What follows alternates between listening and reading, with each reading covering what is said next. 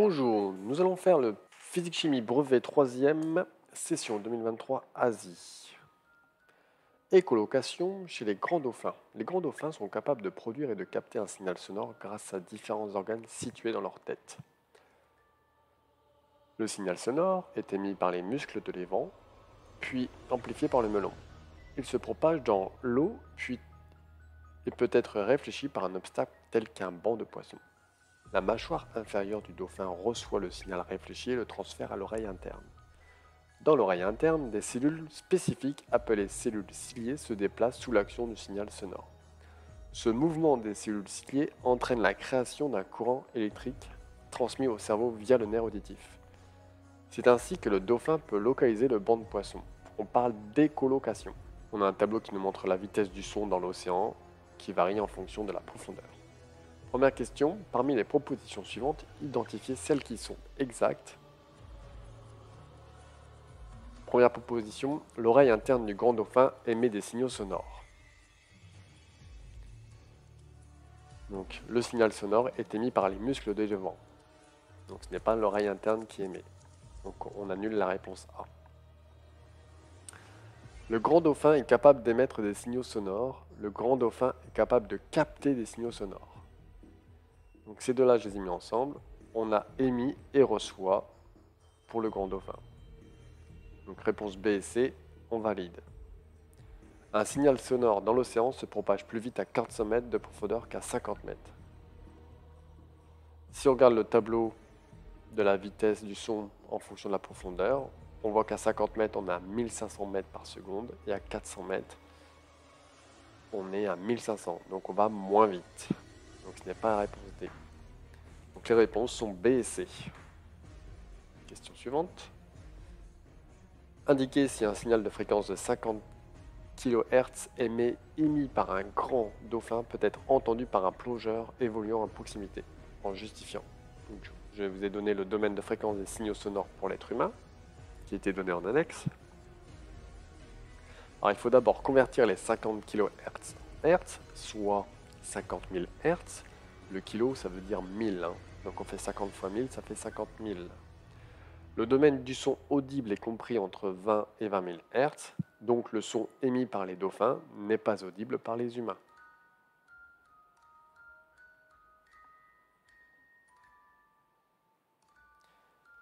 Une conversion d'énergie se produit dans l'oreille interne du grand dauphin. Question 3. Recopiez le schéma suivant et complétez les pointillés afin de représenter cette conversion d'énergie dans l'oreille interne du grand dauphin. Donc, dans l'oreille interne du grand dauphin, il y a les cellules ciliées. Les cellules ciliées vont servir de convertisseurs. Ils vont convertir l'énergie cinétique parce que les cellules ciliées se déplacent sous l'action du signal sonore. Donc l'énergie cinétique va être convertie par les cellules ciliées en énergie électrique parce que ce mouvement des cellules ciliées entraîne la création d'un courant électrique, d'où énergie électrique. Question suivante. La courbe suivante indique le seuil de perception sonore d'un gros dauphin en fonction de la fréquence du signal. Le seuil de perception est le niveau sonore maximal exprimé en décibels pour qu'un signal soit perçu. Question 4. Indiquez si une fréquence inférieure à 20 kHz, un grand dauphin perçoit plus facilement les signaux de faible fréquence ou les signaux de haute fréquence. Justifié. Donc déjà, il faut se souvenir que plus le seuil de perception est élevé, plus le dauphin perçoit plus difficilement.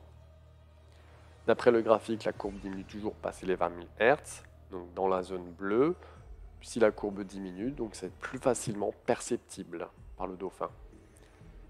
Donc dans la zone bleu clair, ça va être plus difficilement perceptible. Donc un grand dauphin perçoit plus difficilement les basses fréquences, en dessous de 20 000 Hz, que les hautes fréquences au-dessus de 20 000 Hz. Question suivante.